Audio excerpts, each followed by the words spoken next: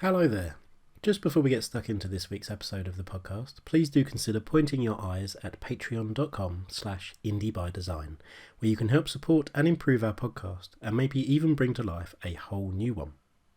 We also have a bunch of Patreon backer rewards available, so check out patreon.com/indiebydesign. Thanks for your support.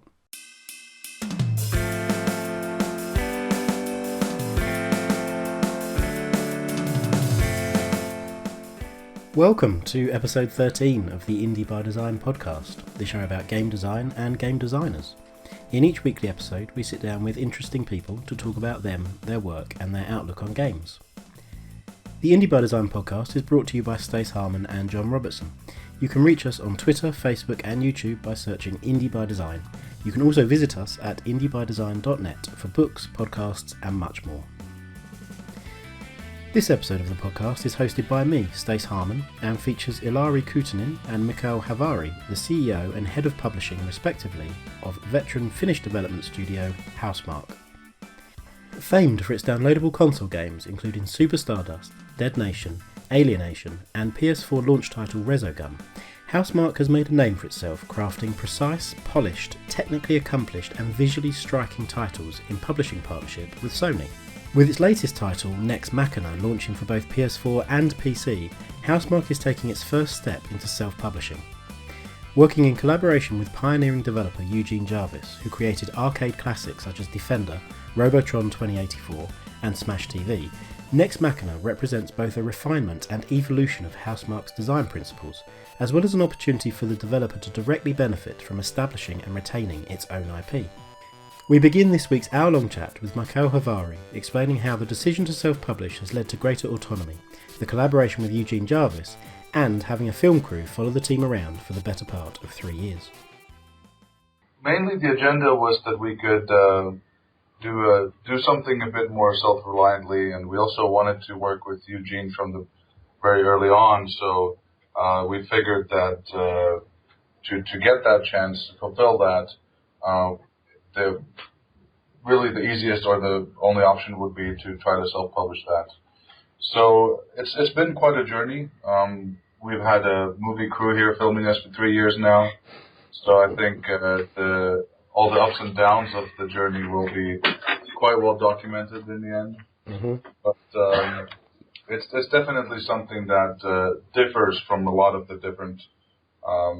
When you have a strong partner supporting and making sure that everything gets done in their way, there's a lot less loose ends. Yeah. So I think now we're doing quite well, but still self-reliance is a funny thing.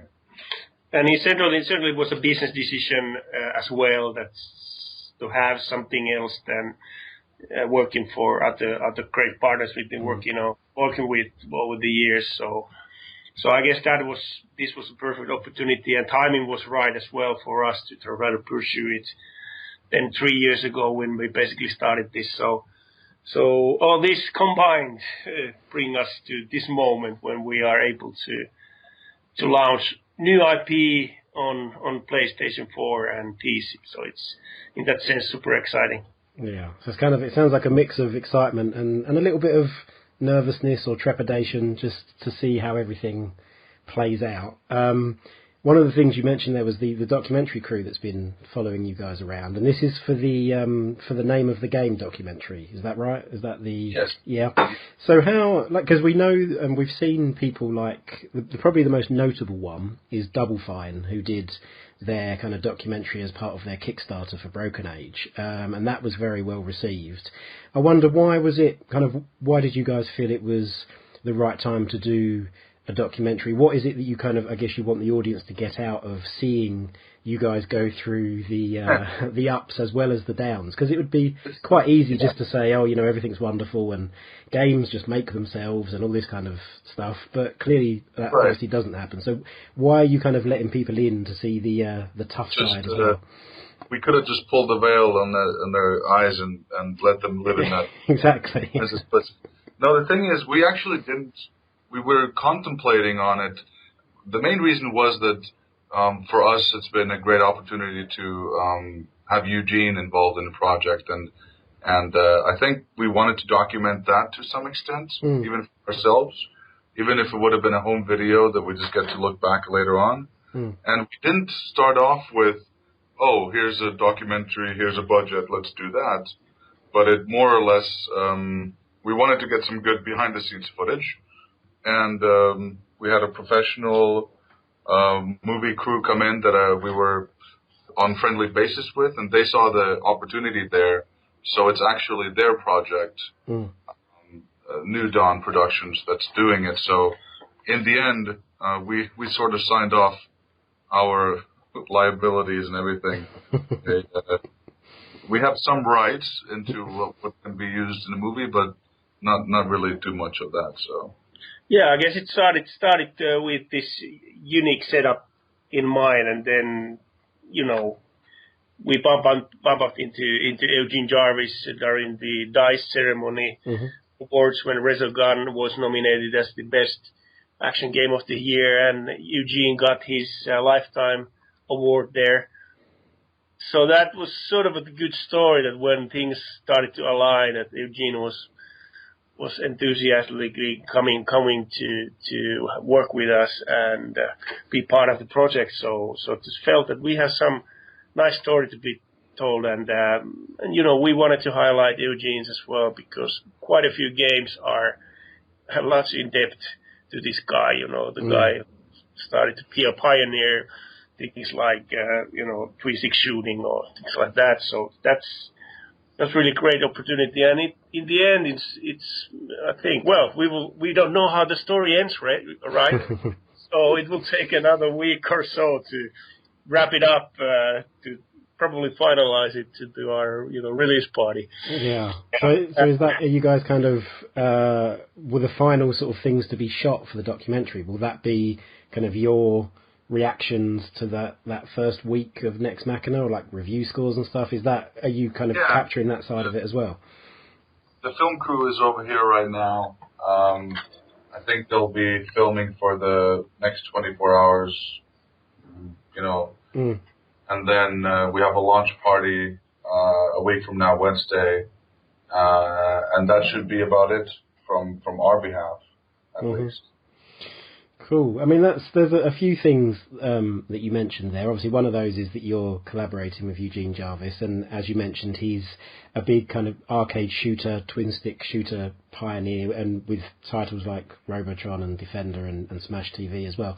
And it does seem like in retrospect, it seems like an obvious fit for you guys to be working with somebody like that because of your history, and you have you make what feels like kind of very pure kind of shooter experiences. They're very focused on what it is they're trying to achieve and what they give the player. I wondered, like, how much was this collaboration with Eugene Jarvis, how much back and forth discussion have you been able to have with him in terms of his ideas, your ideas, kind of where's where's the sort of balance? Is it like every 6 weeks you have a Skype call with him and show him the latest build, or kind of what's the sort of dynamic been with working with him? From the beginning, it was very open that we didn't really have a agenda. We didn't really know what it was going to be like. So basically, we went to Chicago, hung around with him, got some dinner and drinks, and I just started thinking about it. And it really, especially at the beginning of the creative process, it was a lot of back and forth, where we came up with like, okay, what should we do? What's the genre? What's the thing? What's the core of the game, and so on. And it was basically our ideas being using him as a sounding board. Like, what do you think about this? Or how do you think we do that? And as that progressed, we got into a phase where the interaction was still very similar, but it was more about, okay, so we have these voxels interacting here that way. How do you like the visual feedback? How do you like these things? And then he'd go into details like, it would be cool if the voxels have this kind of gravity and blow up in that way, and into more detailed stuff. But as the game gets closer and closer to being done, which it is now, it really there wasn't really a need because it's a lot of that polish that we do over here. So in the end, it's from our lead game designer, Harry Kruger's mind, who then had sort of this a protege type of relationship with Eugene, if you will.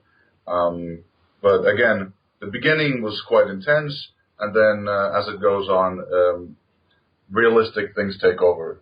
Yeah. And that, I mean, you mentioned there about things like the visual feedback and things like that. I think what I've really enjoyed, I've only spent a couple of days playing Nex Machina now, but what I've really enjoyed is this is perhaps an odd comparison, but it reminds me a bit of, there's a part in open world games, or in like the Legend of Zelda games, where you first go out into the field, Hyrule Field, for the first time. And there's all these possibilities, there's all these, so I could head over there, and there's all these little kind of telltale signs of things that you can explore. And finishing the first level for the first time on Nex Machina, and having this list of things come up on the score sheet, and it hints at all these little things that there are that, the first time I played it, I just missed basically everything. So there's secret humans, and there's disruptors to be killed, and beacons to be destroyed, and maximum chain, and there's all these little things that suggest that the game is really quite deep. And I mean, firstly, that's just like an awesome thing. That's a really exciting thing to think, okay, I'll go back and that will affect the way that I play the game. But then that feeds into things like the visual feedback, like you were talking about, that so if you're shooting a particular thing, then you've got these different little coloured sparks that are coming off it to suggest that there's a secret exit if you blow up this block or whatever it might be. So that kind of like how much refinement, how much iteration goes on creating all those extra little layers, all those extra little bits of additional content. So it's not just you can go through this and try and get the highest score, it's that you can go through this, but also there's all these extra things to find. Like how much iteration and kind of refinement goes into that process of building all the layers in the game? Well, I guess it's been quite a big part, as we feel that we've been sort of innovating this part as well, that how you can build up those interesting layers to, especially for the more and more advanced gamers, that they can find new stuff there, find new things that they can achieve, maintaining the combo and collecting like now collecting human combo, for instance, or finding the secret exit to a secret level. So we feel that we've been kind of doing a lot of work, and that was certainly the original goal. We have the similar thing going on with Resogun. In fact, a few years earlier, and obviously all the previous games as well. I think we've been have been doing that for quite a few years, and it's interesting to see that I think quite a few people are missing those in the end. Obviously, they see that this is a simple shoot 'em up.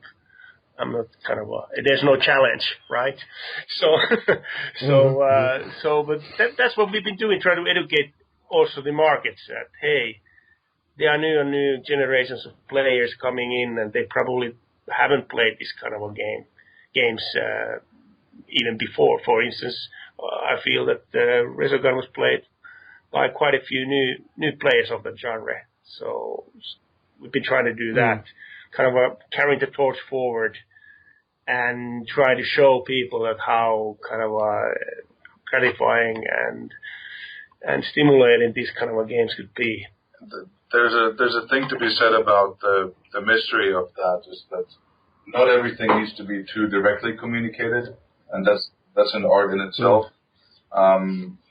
This is very much reminiscent of those older titles where hand-holding was a luxury, really. And I think we take pride in putting a lot of polish into how that is communicated. And it might actually seem a bit maybe hostile to some players who are, used to a system where you have all the information that you might need. But we really see the value in players discovering that for themselves, and we try to create an experience around that. And I think with even the cost of maybe not being able to do CGI transition movies and in-depth dialogue-driven type stuff. So I think that again it comes with the culture. I think we're always testing our limits and seeing what we can do. But this is something that, like Ilana said, at least we do a lot. Well, this is the thing that I've been playing Nex Machina. I've also played a lot of Resogun. I've played a lot of Alienation and Dead Nation, and much further back, Stardust as well. And I think it always feels like there's kind of certain threads. There's certain bits of DNA from your games that you can see this thread from one to the other. And I wonder, like, how much of that for you guys when you're designing a new title, how much of that is a deliberate thing to retain certain bits of DNA? And it doesn't necessarily mean that it's features, but just, I mean, it might even be how a particular thing explodes, or like how the voice comes out of the controller, all these small things. But how much is there like a deliberate drive to retain certain things from one title to the next? And how much of it is just kind of a natural progression that you take those things with you as you make each new game? The one thing that we constantly now, consciously now really do take from one game to another is the female voice. So that's a very deliberate central part, common theme in a lot of our games that didn't used to be as much. But other than that, I think a lot of those things carry over. I've seen some of the developers here have their own Easter eggs and insights of the kind of things they want to do in the Housemarque universe and this continuity. But there might be even things that I'm not aware of that are in this way, they're represented this way. Maybe players might pick up on. Yeah, I guess everything has been developed through trial and error, and what works that we have tried to maintain. Obviously, you mentioned there's quite variety of sort of bit different kind of games in a sense. So they're shoot 'em ups, like top down, like Dead Nation, Alienation have a different vibe. Obviously, that with Nex or Resogun. But they have obviously this thing in common that you need to, obviously key is that the controls are very tight, that the players shouldn't feel that the game is unfair, but it's just their fault that they fucked up. And so it's like infuriating for some that, oh man, I can't even get through this game with the harder difficulty. That means that you just aren't good enough to play the game. But I think that the hardest part for us is to get people to enjoy it, no matter how the level of gaming experience is, and that actually is not possible in a game like that if you truly mean that. So you need to have some basic skills and the difficult things. Those are things that carry over. Yeah. And it's becoming like a Housemarque standard of things to remember to kind of put into the next titles and so on. Yeah, and explosion, as you mentioned, visual effects. That's obviously our trademark in any game. So that's we take pride that we are we should among the best. We should make another snowboarding game and just put it full of explosions. Well, this is the thing. Like, somebody was watching over the weekend. Somebody was watching me play Nex Machina, and they'd been watching for a little while, and then this particular thing happened, and they said, "Oh wow, that's a really cool visual effect. What just happened?" And I said, "Yeah, I died. That's what just happened." But you explode in this really pretty sort of pink laser beams, and it's it looks nice. I feel a bit better about dying, I guess. But yeah. So there you go. That's again when you're limited in overall scope of what kind of feedback and how you make the player feel. Yeah, the death should not be rewarding, but it still should have some kind of a feeling to it, and I guess rewarding and visually in this sense. Yeah. Visual rewards certainly is something that we want to give the player, so he can understand that how well he's doing. So if everything is exploding around the player, obviously the player is doing pretty well. And it also has that really interesting difficulty balance, where the better you're doing, not the easier the game is, but or I suppose actually it's more the other way around. The worse that you're doing, the harder the game becomes, because you start losing some of your power-ups, and then particularly if you have to use a continue, then you just start from scratch, and there's like a real, I think for some people it would almost be, that's counterintuitive. Like some people would look at that and say, well, it surely should be the worse you're doing, the easier the game gets, not the other way around. But that's clearly a very deliberate decision that you guys make. And so, like, again, where does that kind of come from? Is that part of what you see as being the sort of Housemarque style? It's if you look at a lot of games in the past, I think there's, currently it is counterintuitive, but I think that it didn't used to be. I think it caters to this score hunting mentality that you're still able to understand your skill. So it does cater to a lot of players that know that they don't die all the time, but then it's more about the risk and reward after that. So how you're able to refine your play styles once you start getting a bit better, and then it's about how do I take this risk of getting all these humans now, or do I skip getting other humans and still try to maintain my arsenal of weapons I've collected? So I think those are the kind of things. Yeah, and I think in this particular case with Nex, I guess we are not so harsh that we strip away everything. I think we. With continues, you lose everything. Yeah. With continues, yes, yeah, sure, but just when you die, you just lose one token. That's right. There's quite a one kind of upgrade, and then as you know, there's plenty of things to pick up during the game. So yeah, and you can also often get that thing back, or you can get that thing or something, one of your items anyway, one of your power-ups, you can get that back.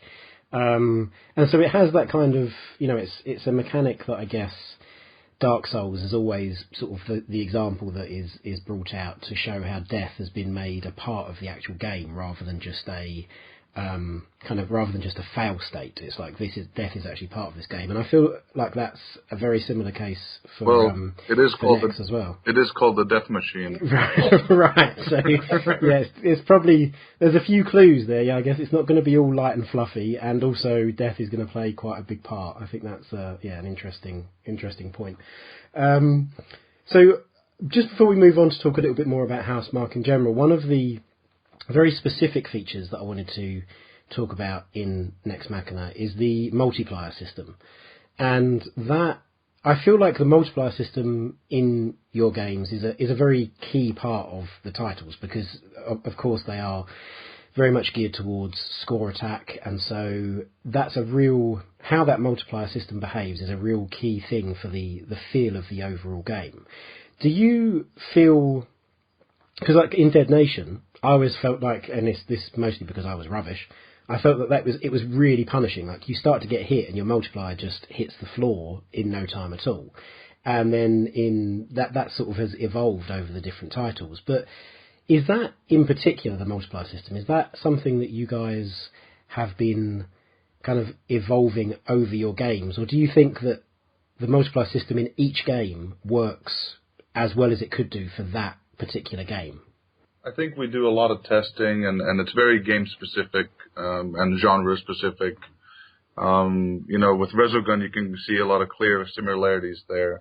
And with Alienation, you had to really kind of tweak the system to cater to that gameplay style and genre. So there's a lot of, again, Housemarque things that we put on the first prototype list and try out. But then we have a very iterative process of where we start taking it to. And it's funny how it goes back and forth. And there's a huge amount of variations that we do test out. The people playing the alpha and the beta can probably answer to this, but there's been a lot of things that we've tried out, and then certain things make more sense. So, for example, the human combo thing was something that we had in the first alpha, but not until the last hours of the alpha did people find out about it, because we didn't have HUD elements catering to that. Okay. So it's funny how they picked up on it, and there was this resurgence of crazy scores coming in because the community started talking to each other and so on. But yeah, definitely, it's very game specific, I'd say. I mean, that's another thing, that the human combo system that you mentioned there, and for people listening who haven't either noticed that or won't have picked the game up yet by the time this podcast episode goes out, it's done on like a timer basis. So you save a human, and then a timer starts, just a bar rather than a numerical timer, but a bar starts going from full to empty, and if you pick up another human in the time before it runs out, then your combo is continued. What that said to me quite loudly, I guess, was that it points at a certain way of playing, because you can start each kind of room or each self-contained kind of sub-level, and you can just run around and pick up all the humans as quickly as possible just so that they're safe, and then that is done and you can focus on surviving. But then by the time you get to the next area, your combo is probably going to have run out because you've picked them all up too soon. So it kind of hints at just a different way to play, and suggests that maybe there's some strategy in pacing them out and not picking them all up at once. For you guys designing that from the other side, like from the design side rather than the player side, is that something that you test a lot, that you toy with a lot to kind of work out the exact time that you should give players, or is it quite intuitive and it just works relatively? If it works relatively easier, then I think it might be a bigger potential problem because we overanalyze everything. Okay. I think most of the polish really goes into making that whole experience very fluid and comfortable, and I think that our lead game designer, Harry especially, takes a lot of pride into understanding the nuances of the process. But yeah, if something works on the first try, it can't be right. I doubt. Yeah, I think it is just we try. Obviously, we gathered quite a lot of data now during these test runs and betas and so forth. So we would know that how people are playing, and some of the top players are doing so. So that gives us a good kind of benchmark how we should pace it and so forth. So at least at this time we definitely had quite a lot of outside input as well in the form of data analysis and all.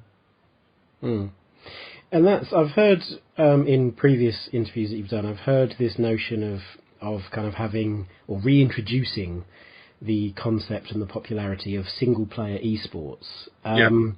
And that again it seems to be something that is, although I've only really seen that mentioned in more recent interviews, it is, when you go back and look, like it's something that you guys have been doing for a long time. And is that, how kind of key is that to sort of the Housemarque identity? How important is it for you guys to have these games that work in that capacity? And what does that even mean for you? What are sort of the core elements that need to be there for it to be considered kind of a single player esports experience? Well, it all stems from that arcade experience of the past, and I think that's really the model we're trying to emulate, where you can have casual players come in and enjoy the experience, but then the hardcore gamers can really compete on a whole different level. We try to cater to all spectrum of the player bases, and I think that in the end it might be even a bit more of a challenge to make the game more accessible. And for example, how do you make a competitive game for every player? Because the leaderboard only has so many top positions. So in the end, for us, single player esports or this whole new competitive scene, we're trying to, make slight adjustments to our formula and see how it could cater to these players. And we know that there's always going to be that really tight top 10 or top 100 amount of players. But then we try to switch the formula, and we try to also make it more competitive between you and your friends or your bracket of skilled players. So in the end, we're also kind of adjusting our formula a little bit. Yeah, I think we have, for this game, I think we have used most effort, the biggest effort to facilitate this, doing all the features that back this up. That you can have a server, save records of your gameplay to the servers and things like that. So I think we've used quite a lot of effort, but I think we haven't really emphasized this in our messaging just recently. You need to have the players to love the game, go through the challenges, and then you can start to build something more. So players would need to embrace this, and we try to facilitate this as good, given the resources and time and money we have been able to facilitate this. So we'll just see that what is the interest there, and we know something from our past, like Resogun challenges, sort of pre-indicative, thing that we did, and there were some people embracing this. But let's see. It's based on gamers. And this is the first time we have the IP on our own, so we can actually start catering different player preferences and keep continuing making content if the players, show their demand for that. So it's a more of an open book from here on out. That's a very insightful way of looking at it. That you can have all of these features and you can have all of these these systems set up to facilitate it, but without the players buying into it, then I guess it doesn't really mean anything. And it sounds like you guys are completely aware of that. You have to have the players playing the game and loving the game to want to compete in that way. One of the things that one of the sort of small points of that I've noticed playing the game over the last couple of days is and that I particularly appreciate is the way that it will kind of pick out a rival for you, or just say that this person who's a few places above you on the leaderboard, try and beat their score, and you'll get some small reward for that, and just see how you can sort of compare to them. And that's something I think that is very important for people like me who are very, very average players. I can play the game, really enjoy it, but I know as soon as I go online or I look at somebody else's high scores, I'm going to be like, I'm just going to get destroyed. Yeah. So to have that, bringing it to a much more kind of personal, localized level of, just try and beat this person who's a few places above you makes a huge amount of sense. Exactly. Yeah. Is that a lot of work is that a lot of internal work to get that working on the leaderboard side? It's a bit newer to us. We haven't had that to this extent before. And in the end, if you look at arcades of the past, for example, you could be the best player of Robotron in the world, or you could be the best player of Robotron in the local arcade. And there's a very distinctly different competitive level to each of these. And I think that's something that then works as incentive for everybody, really. Personally, I'm clearly not as good as a lot of the even players here or in the community. So for me, it makes a big difference, and I think that's a good starting point. How do we cater to all kinds of players? Because in the end, you do want to compete, but it needs to be a realistic pursuit of those high scores.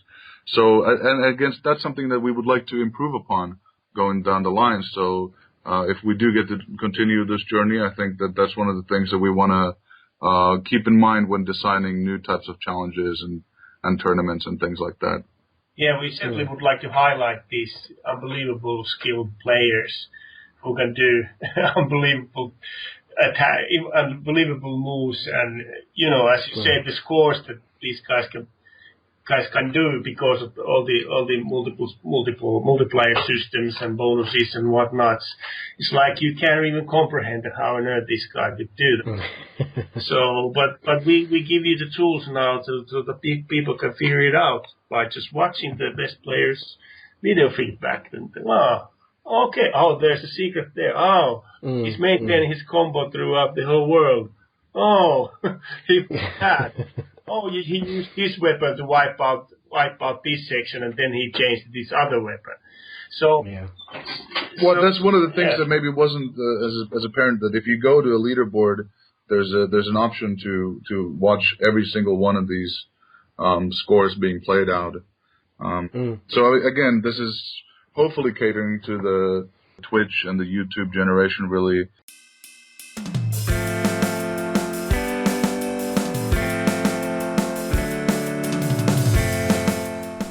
Welcome to the Indie by Design podcast halftime show, in which I'm rocking a foot-long hot dog and a novelty beer hat. If you're interested in gaining more insight into game design and game designers, be sure to check out our website, indiebydesign.net, where you'll find more episodes of the Indie by Design podcast, as well as our book available for purchase and much more besides.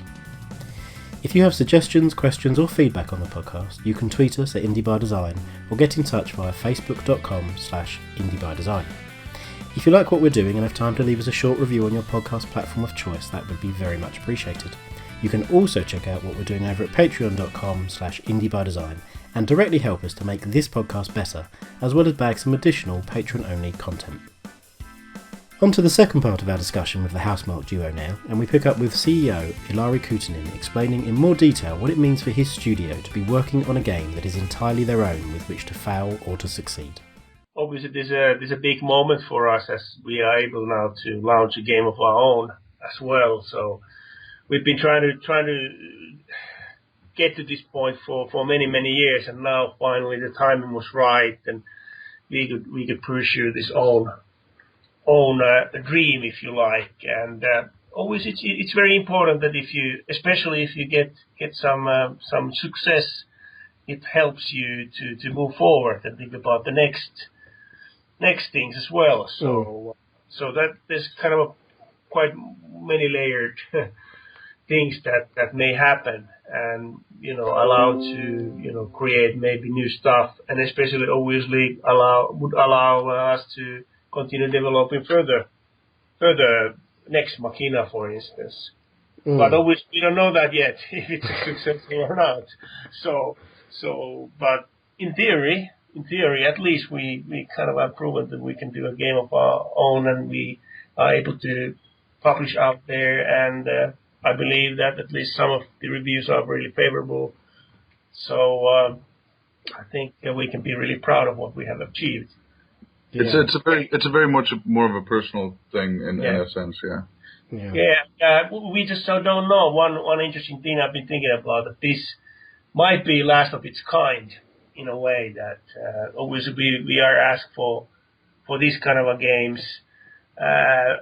It all depends on if there's a big enough audience. And obviously our games on PlayStation have been widely distributed, for instance, because of PS Plus. But the other side is that the commercial and financial success is kind of diminished in that sense. So how to get enough resources to build something like this? This is still, even though it's a small game, it's still a relatively big game for this kind of a genre. And we've been always carrying the torch and trying to move this forward and move this genre forward, and tell people that these are great games, that more people should enjoy them. And again, we're trying to do that. Let's see how successful we are. Well, and I think that what strikes me about Nex Machina is that it looks, and this is a very simplistic way of viewing it from an outside perspective, but when you see games that are made in conjunction with a publisher, so many of your previous games, Alienation, Resogun, both with Sony, and now this is your own project from the ground up, there you can still see the polish is still very much there. That everything is there that you, I guess, would expect of a Housemarque game, even though, and again, this is sort of the simplistic bit, even though it's like the money from Sony, or however these agreements usually work, hasn't been there to sort of prop you up, I guess. It's like there hasn't been any corners cut, there hasn't been any there hasn't been a loss of production value, or I mean, if anything, it's the most gorgeous game you guys have made. I think I think you've gone from strength to strength. There hasn't been any dip just because you've kind of done this all yourself. So I think in that sense, you should absolutely be very proud of it. And I feel like, it's just my opinion, but I feel like a lot of people will respond very well to it. I think there's going to be a lot of streamers streaming it, and there's going to be a lot of videos on it, and I think it will be one of those kind of, a bit like Resogun, it will be one of those that is talked about for quite a long time. Let's hope so. Yeah. Because, and like you mentioned, I mean, like PS Plus has been a big part of the release of some of your games, and I guess that, does that kind of limit the risk, but it also limits kind of how much you can actually get out of it in terms of, I guess, in terms of sort of the financial side, like it's somebody else's money, I guess. So it's like you're not going to be able to kind of, if it's hugely successful, that's not necessarily you reaping all of the benefits of that. Right. So in the end, yeah, the financial potential plays a big part. None of us have Ferraris yet. and I think the big part is also that even though we are having Superstars HD 10-year anniversary at the end of the month, which started our journey to do these console downloadable games and all the Sony stuff. So we've been on this road for quite a while, but I think what we actually haven't had yet is a commercial hit. It is, if you think of it, that they've been, in their own niche, they've been one of the most successful games, but not really a mainstream games at all. And that means also that the commercial upside has been limited.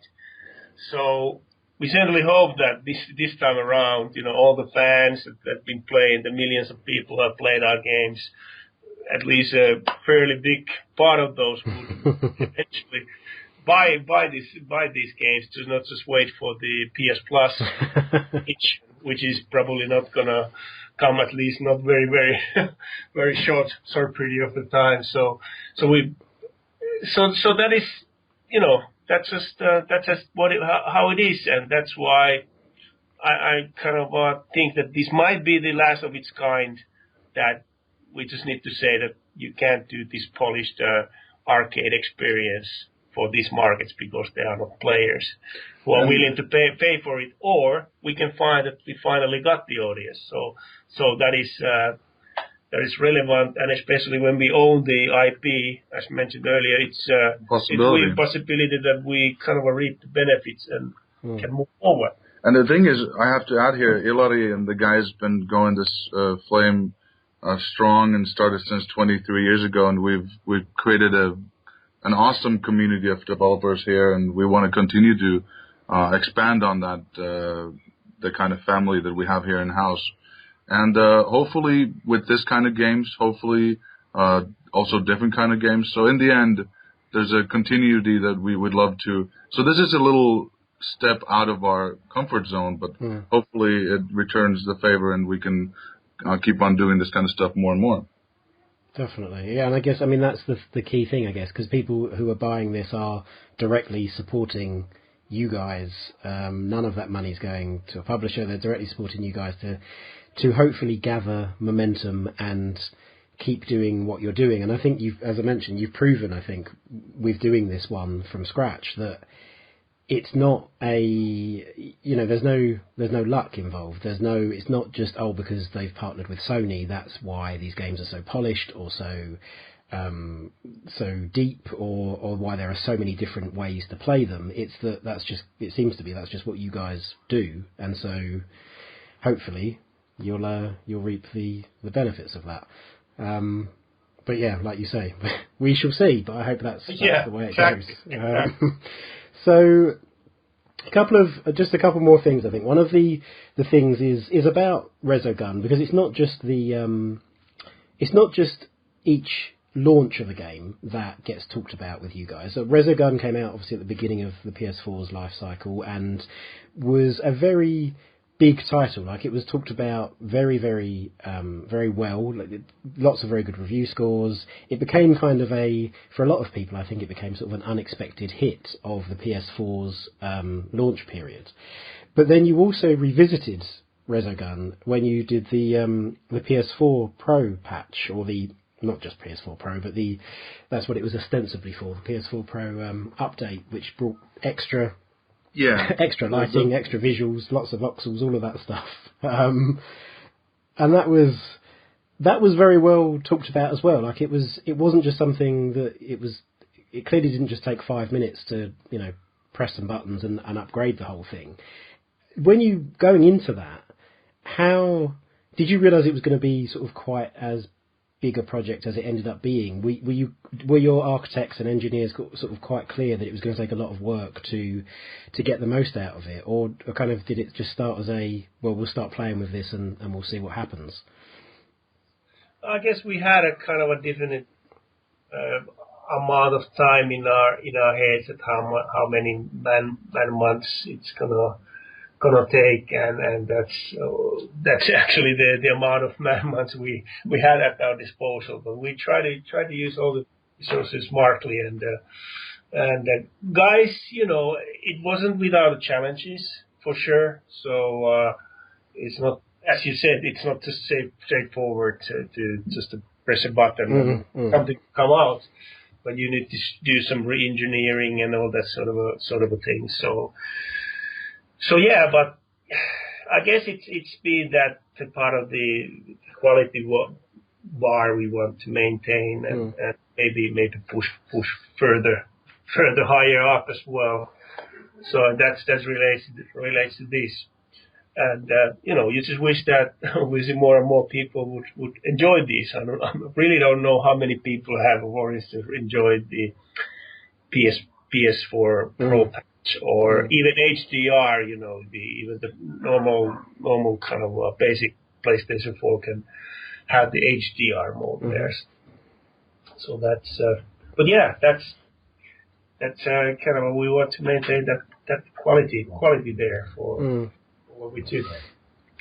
And because you also did I think you were talked about in the same sort of way when you did the Super Stardust 3D update as well. Like I think that was very well received, and it seems to be something that you guys pride yourselves on. Like you don't seem to do anything half-assed. Like you don't do anything just we'll chuck a couple of weeks at this and see what happens. Like every one of your games, everything that you sort of put yourselves into seems to be very kind of all or nothing. Like there's no sort of just... Well, that's the reputation you also carry, especially now if we get to venture a bit more into self-publishing. It'd be, to tarnish a 23-year-old company's reputation. There's a little bit 22, by the way. No, it's 22 is now 23rd year. 23rd. Okay, sorry. Yeah. 23rd year is starting now. Got a 95. My bad. 2017. But the 23rd year that is starting now. Yeah. on June. Well, basically now. Yeah, basically it's on. Okay, yeah. That's right. So I mean, that's something that really, and also I think a lot of the history, because a lot of the people who work here, we grew up with these games too. So that is the reputation that we want to uphold, and the brand that these guys been able to get together and uphold. I think there's a little bit of this patriotic attitude, like this is Housemarque we're talking about. We can't F it up. So it's funny how it goes from generation to another, and at least to many of us who have the option to work here, we take that with pride. Yeah, but I have to say there's a price to pay. There's a lot of pain involved, one or another. So we might not be kind of the most profitable company because of that, to put it mildly. But then again, yeah, because we just kind of want to spend whatever we can to make games as good as possible. So the game is king. Game is king. That's yeah. Yeah. Well, like you say, that it takes a lot of effort, it takes a lot of time, and it takes a lot of money to invested to create titles to the level that you guys do. And I guess for those of you who have come on board over those 22 years, going into 23, I guess that's also just part of what attracted you to the company in the first place, right, Mikael? Like that's why it's part of why you want to work there, because it's a quality place to work. Absolutely, and I remember specifically when I had that notion of listening to one of the Finnish bands Apulanta on on the soundtrack, and I remember thinking to this: there's an office somewhere in Helsinki with guys that make this and talk to this band and got that on the soundtrack. And I played previous Housemarque games, but that was the first realization. And I don't know if subconsciously it stemmed me to try to come closer to this. But yeah, so that was like 15 years ago. You talked about transfers, snowboarding, that's right. That's right. So I mean, I don't know. At least personally, I feel that there's a certain responsibility and honor in that. And like I said, it's for me and the rest of us to mess that up. So let's see. And as I believe, is your job title head of publishing? Yeah. So yeah, it really is. Really is on you, isn't it? No pressure. So simple as that. It's very, very clear role. Yeah. Yeah, it's going to be very easy to draw the line back to somebody's desk if things go wrong. Yeah. I'm aware, or the lack of desk. But no, yeah. I'm sure it won't come to that. I mean, is it something? I don't know how much you guys have talked about it already, and even how much you're talking about it publicly now, because Nex Machina is is only just releasing. We're sort of on the verge of it being out there, so this is perhaps a future thing. But are you guys looking to spread more into sort of the PC space? Is that being on kind of Steam, and is that something that you'd like to do more of, with more of your future titles, but also more of your back catalogue as well? And maybe that's not possible with certain publisher-owned titles, but is there sort of do you have a desire to kind of just be more present in the PC space? Absolutely. I think that in the end, it's about reaching out to as many players as we can. Usually, there's a benefit of working with the best in business, and I think currently PlayStation 4 and PC are very, very, very good platforms to get the game out on, and hopefully we can even do more in the future. Who knows? But with the current situation, I think we're quite happy with expanding to PC platforms. So yeah, we definitely have looked at that for many years, and obviously it has exploded during. You could say it's quite a lot exploded during the development of Nex Machina. That probably 2/3 of the PC Steam games out there have actually been published during the time we've been developing this game.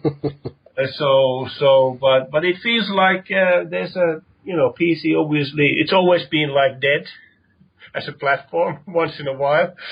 So it's interesting that it still maintains to be there. And we started out as a PC developer, but it's since '99 with Supreme Snowboarding we haven't really done any new games on the platform. So that's interesting to come back to where we started this journey, and I believe that this PC platform is going to be a huge part of the future as well. I mean, because it has been so long since you were looking at the PC as a viable option. Does it feel like just starting completely anew? Like, does it actually feel like you are coming back to it, or does it feel like you're just starting again completely because it's been so long and so much has changed? Namely, Steam, of course. I mean, that's probably the biggest change. But is it like I don't know, like it just feels like a whole new thing that you have to learn and get your heads around? Well, you could say yes and no, and the wise no is that we have obviously developed on PCs. Our games have been running on PCs all the time during over these years, but they've been published on basically on console platforms earlier. So and yes, it's very nice to come back to it. It is the kind of it is now sort of a new again, because we haven't published and Steam during these 10 years we've been basically concentrating on digitally downloadable console games. Steam has come along, been new, and we've been looking at that for many years, but as mentioned earlier, the opportunity now is for us to actually come back Something else you mentioned then, I think, talking about kind of the Housemarque style, the Housemarque branding, the kind of that almost patriotism, and that's something that, I mean, you guys are in quite a vibrant development scene over there in Finland. There's a lot going on. There's a lot of very well-known companies. Even, I guess, they're probably not that far from you, I would imagine. And is that, I mean, how is that something? That's something that's changed over the last perhaps 20 odd years that you guys have been around, and what changes have you seen in the local development scene, and are things a lot more kind of, well, I guess a lot more healthy now, right? Yeah, well, bigger parties. It is, well, that too, but what a change it has been. Like, I could say that in '95, we were the first one to incorporate ourselves, and Remedy followed quite soon. So in '95, we probably had 20, 30 guys doing games in Finland, and now there are like 3,000 people. So the change has been tremendous, and obviously most of the big developments obviously has happened on the mobile scene. We have the leading mobile gaming company here in Finland, like Supercell, and before that, obviously Rovio was a big thing, and we have several others as well. And the long-standing kind of a console console game developers like Remedy, obviously Trials developer, Red Links. We have Frozen Byte, so we have a quite interesting scene here, and obviously we are sort of being quite unique in that crowd. So that's been kind of a benefit for us as well. That if people want to do and develop games that are not mobile games or not big story games or not trials, they come to us to ask for a job. So if they want to kind of participate into this family, but still, it's funny how everything's grown so much, and still there seems to be a very well. I think there's more competition for talented, very skillful workers, and that's it goes with the territory. Yeah, but actually, I think the point is also making probably is that we have a very, very friendly environment here. Even though we compete from great talent, but we still share quite a lot of information. There's the most busiest IGDA chapter every month here in Helsinki. There's all sort of collaboration at the association level. So. Small countries, so that's been quite a big benefit, and I think someone has even commented that there's nowhere else in the world you have this sort of a thing. Well, that's I mean, you mentioned there are lots of companies who all do quite different things, as you said, and they are. Many of them are big names, very well known for their certain genre or their certain style of game, or even just the platforms that they develop them for. Can there be much sort of skill sharing or much kind of conversation, much consultation between you when you all do such different things? Do the conversations kind of take place on a kind of a higher level rather than the sort of the details of how to I don't know, work with certain engines? Is it sort of more of an overarching relationship that you have with some of these developers? Well, there are always platforms that cater for different things. So there are these kind of gatherings of like executive breakfast where we can try to share best practices and share experiences, and that is what is been really good about this community. That especially companies top level are pretty open to discuss quite a even intimate things, experience. And then there's IGDA events that is kind of a colliding different developers against to talk with each other. So they're kind of different kind of forums, and I'm sure they talk about nitty-gritty details of how to make the pixel move better as well. So and obviously, there's still enough people are doing PC-based stuff or console-based stuff or mobile-based stuff that they can find a platform or people who are tackling with this similar problems that like we do. Cool. Okay. And I guess just as a final thing, so you mentioned you've got the launch party next Wednesday, is that? That's correct. Yeah.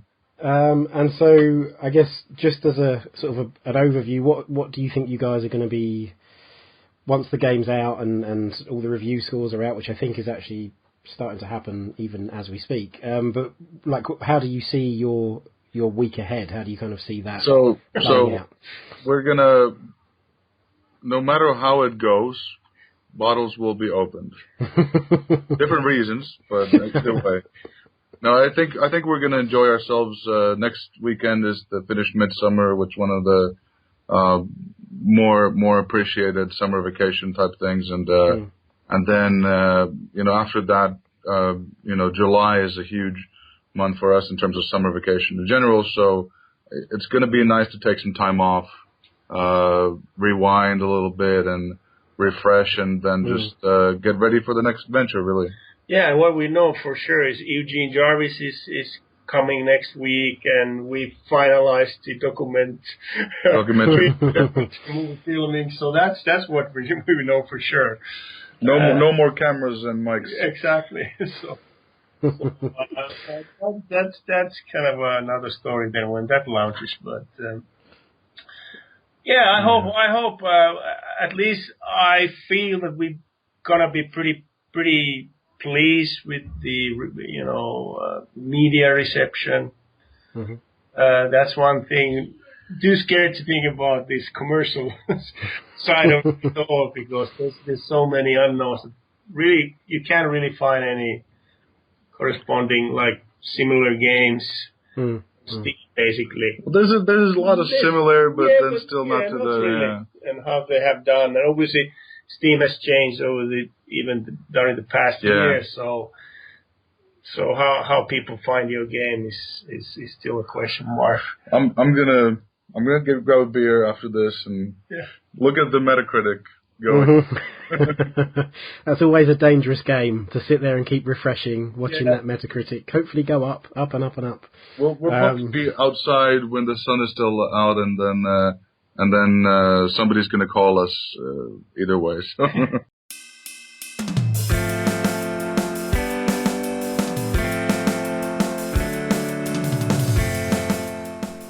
For more on games and game creators, visit indiebydesign.net. Follow Indie by Design on Twitter, Facebook and on YouTube by searching Indie by Design, where you'll also find a full walkthrough of Nex Machina.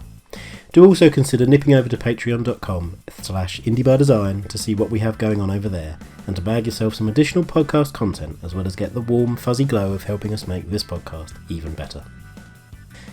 Indie by Design podcast episodes are released every Wednesday, and we hope to have you back here next week. The music used in this episode is owned and provided by Ben Prunty.